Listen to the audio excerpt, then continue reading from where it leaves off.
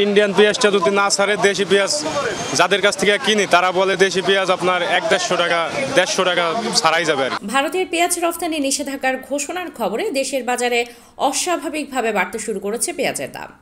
এক রাতের ব্যবধানে ভারতীয় পেঁয়াজের দাম পাইকারি বাজারে কেজিতে বেড়ে গেছে ৮০ টাকা পর্যন্ত, আর দেশিতে বেড়েছে ৬০ টাকা।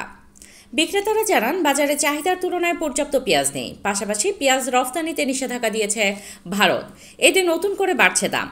পাইকাররা জানান গতকাল যে মানের ভারতীয় পেঁয়াজ রাজধানীর শ্যামবাজারে বিক্রি হয়েছে ১০২ থেকে ১০৫ টাকা কেজি দরে, আস্তা বিক্রি হচ্ছে ১৮০ থেকে ১৮৫ টাকায়।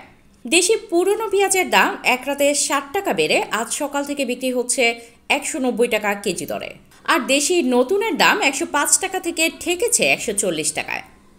তবে বাজারের এই অস্থিরতাকে সাময়িক বলছেন তারা।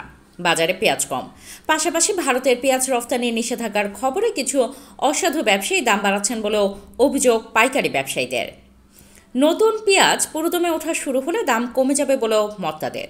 পুরান ঢাকার শ্যামবাজারের ব্যবসায়ীরা বলেন ভারতে পেঁয়াজের দাম বেশি, শিগগিরই নতুন পেঁয়াজ উঠবে, তাই আমদানিকারকরা পেঁয়াজ আমদানি কমিয়ে দিয়েছেন।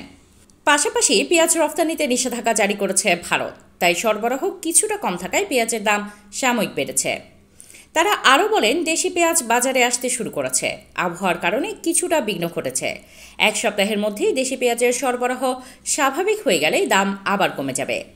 তবে পেঁয়াজের এই ঊর্ধ্বমুখী বাজার নিয়ন্ত্রণে সরকারের কঠোর হস্তক্ষেপ চেয়েছেন ক্রেতারা। তাদের দাবি ভারতের পেঁয়াজ রফতানি নিষেধাজ্ঞাকে পুঁজি করে কয়েক ঘন্টার ব্যবধানে পেঁয়াজের দাম বাড়িয়েছেন ব্যবসায়ীরা। এই সিন্ডিকেট না ভাঙলে আবারও ৩০০ টাকা ছাড়াবে দাম। তবে পেঁয়াজ রফতানিতে নতুন এই নিষেধাজ্ঞার ফলে আগামী জানুয়ারিতে ভারতের বাজারে পেঁয়াজের দামে বড় ধরনের পতনের আশঙ্কা করছেন ব্যবসায়ী ও কৃষকরা। Desk report, hard news.